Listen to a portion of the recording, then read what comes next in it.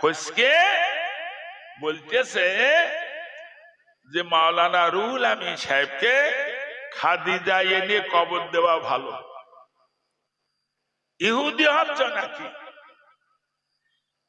ভাইজান? আল্লামা রুহুল আমিন সাহেব হুজুরের লাশ বসিরহাটের মাটি থেকে তুলে নিয়ে এসে খাদিজার মাটিতে এখানে দাফন করতাম। যে আল্লামা রুহুল আমিন সাহেব হুজুর সেখানে শুয়ে শুয়ে বেউজ্জতি হচ্ছে। বসিরহাট আল্লামা হুজুরের বাড়ি বসিরহাটের না, বাড়িটা হলো হাসনাবাদ থানা, টাকি নারায়ণপুর গ্রাম। এখন ওখানে মানুষের যাতায়াতের খুব অসুবিধে। বাংলার 1 লক্ষের অধিক মান আলেম দাদা পীরের মুরিদ ছিল, 1 লক্ষের অধিক আলেমেরা সব অভিযোগ করলো বড় মাওলানা সাহেবের বিরুদ্ধে। আপনার কাছে ফতোয়া আনলে আপনি সই করেন না, এতে বড় মাওলানা সই আছে? যেই বলি না সেই আপনি বলেন চলে যান। বড় মাওলানা বাড়ি সেই নারায়ণপুর, সেখানে একটা ভ্যান পাওয়া যায় না, একটা গাড়ি পাওয়া যায় না। তাহলে বসিরহাটের মার্কেট অন্তত ওনার বাড়িটা করতে বলুন। তাই দাদা পীর বসিরহাট হুজুরি বললেন যে বাবা, বহুত আলেমের দাবি আপনি বসিরহাটে এসে বাড়ি করুন। এত ডাউন জায়গায় থাকেন, সেখানে মানুষ যেতে পারে না।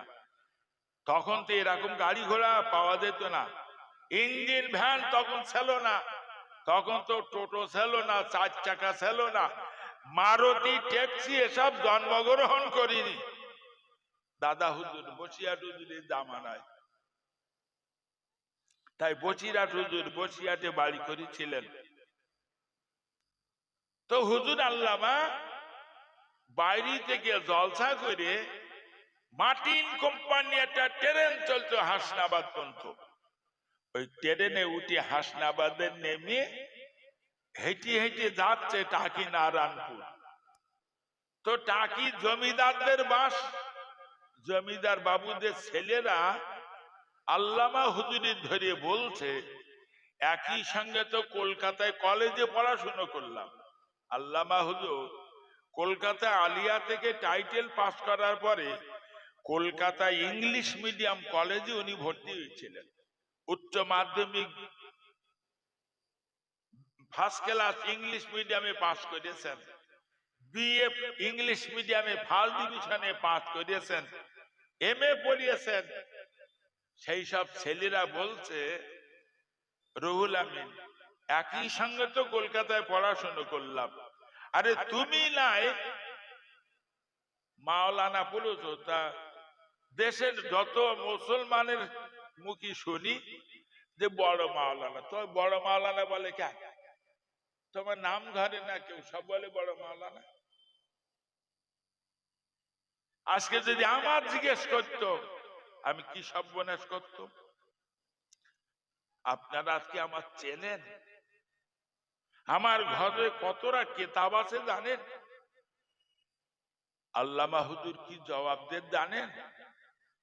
আমরা যে নামাজ পড়ি দেখেছেন, এই নামাজের নিয়মটা সাধারণের চেয়ে একটু বুঝি।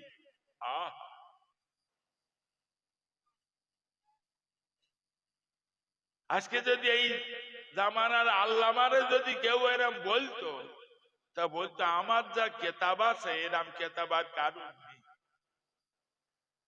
কথা বুঝতে পারেননি না?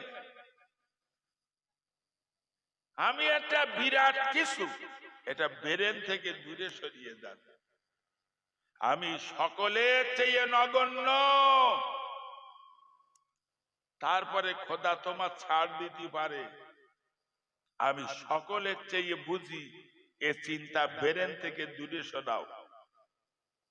যার অন্তরে সরিষার দানা পরিমাণ অহংকার, ওই লোকটা হিসাব আনতে জান্নাতে যাবে না।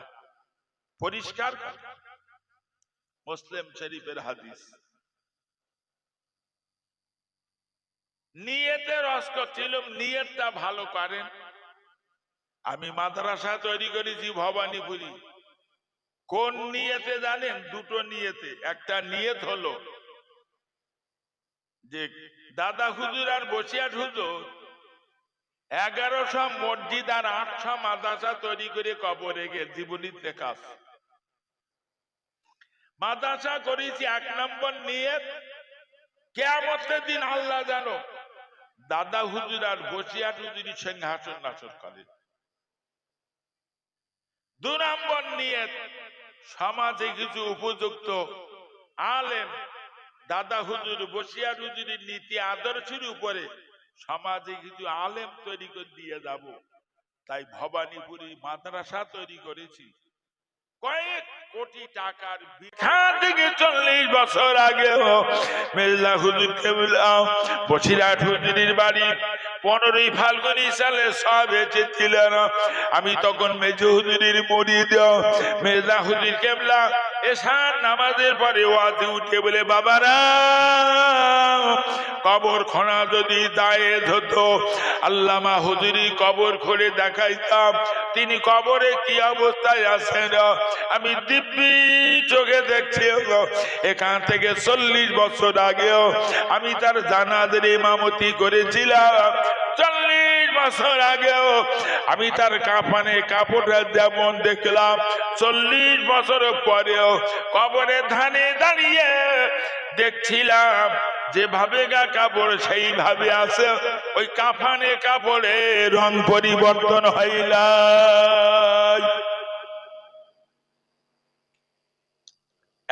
এত বড় আধ্যাত্মিক করি ছবি ভজল করি সারা জীবন বসিরহাট হুজুরের সঙ্গে কাটিয়েছে। আল্লামা রুহুল আমিন যেদিন ইন্তেকাল করবেন সেদিনও সুফি সাহেব হুজুরের সঙ্গে ছিলেন। ছবি ফজলুল করিম বসিরহাট হুজুরের সঙ্গে ছিলেন। আল্লামা রুহুল আমিনের শরীর খুব খারাপ।